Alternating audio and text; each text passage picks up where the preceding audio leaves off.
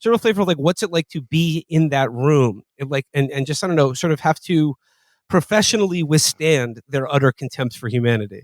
It is so weird because you know that there are American values that like they have to pretend to stand for, like the Pakistan stuff, and also like the Israel Palestine stuff has been some of the most difficult to like absorb in that sense because like when it comes to Pakistan, for instance, they just keep repeating this mantra that they're supportive of free and fair elections.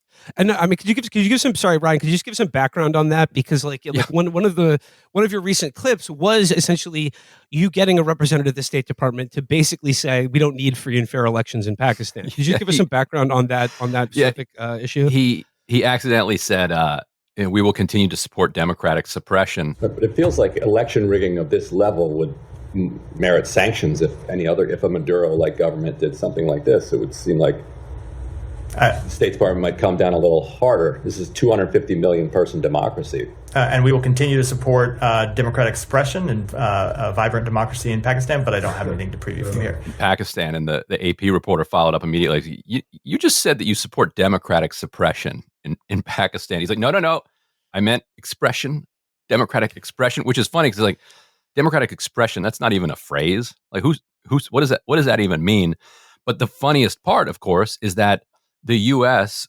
organized the overthrow of Imran Khan back in 2022. Like they pushed him out of office, and we obtained and published the document that showed like the State Department official basically directing the government of Pakistan, the military of Pakistan, to go ahead and push Imran Khan out with a vote of no confidence. And if they do, quote, all will be forgiven. And if you don't, it will be a very tough road ahead. Like it was very clear, like mafia language that was used.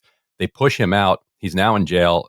When candidates are going to file for office, like they get arrested, like literally just straight up get arrested, like rank and file down ballot candidates. And so it's kind of enjoyable isn't the word, but it's nice to be able to put that stuff before him. Because when I asked about that one, I was following up from a Pakistani reporter earlier. I wasn't planning on asking about that, but a Pakistani reporter asked a question about the elections, kind of got blown off. And I'm like, well, okay, but wait a minute. Let's talk about the fact that they're like arresting everybody. Wouldn't you sanction Venezuela if they were doing this? Like, aren't you sanctioning Venezuela for doing less?